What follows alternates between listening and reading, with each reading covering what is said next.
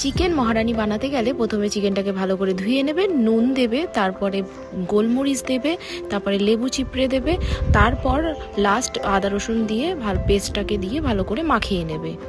তারপর একে একে আমি সব মশলা একটা থালার মধ্যে নিয়ে নিয়েছি।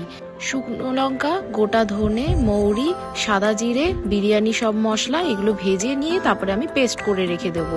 তারপর লঙ্কা আর আমন্ড বাদাম আর কাজু বাদামটাকেও ভালো করে পেস্ট করে রেখে দেবো। তারপরে আমি কিন্তু কস্তুরি মেথিটাকেও নিয়ে একটুখানি কড়াইতে শুকনো করে ভেজে নিয়ে পেস্ট করে রেখে দিয়েছি। এরপর কড়াইতে তেল নিয়ে নিয়েছি, সাদা তেল। তারপরে পেঁয়াজগুলোকে আমি ঢেলে আস্তে আস্তে লালচে ধরনের একটু ভেজে নেব।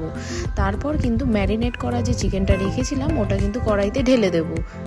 পেঁয়াজটা চিকেনটার সাথে যখন একটু আস্তে আস্তে যখন একটু লালচে লালচে হয়ে উঠবে, একটু সেদ্ধ হয়ে যাবে, তখন কিন্তু আমি আস্তে আস্তে টক দই ঢালবো। তারপর ভাজা মশলাগুলো দিয়ে দেব। তারপর দুধ দেব। আমি এখানে আমুল দুধ ইউজ করেছিলাম। টেস্টটা কিন্তু খুবই সুন্দর হয়, তোমরা কিন্তু একবার ট্রাই করে দেখতে পারো। আর তারপর আমি আমন্ড বাদাম পেস্টটাও কিন্তু দিয়ে দিলাম। তারপর আস্তে আস্তে একটু কষিয়ে নেওয়ার পরে যখন আস্তে আস্তে ফুটে উঠলো, তারপর লাস্ট কিন্তু আমি ভাজা কস্তুরি মেথি এবং আমি ধনেপাতা কিন্তু লাস্ট অ্যাড করে দিলাম। চলো, হয়ে গেল চিকেন মহারানি।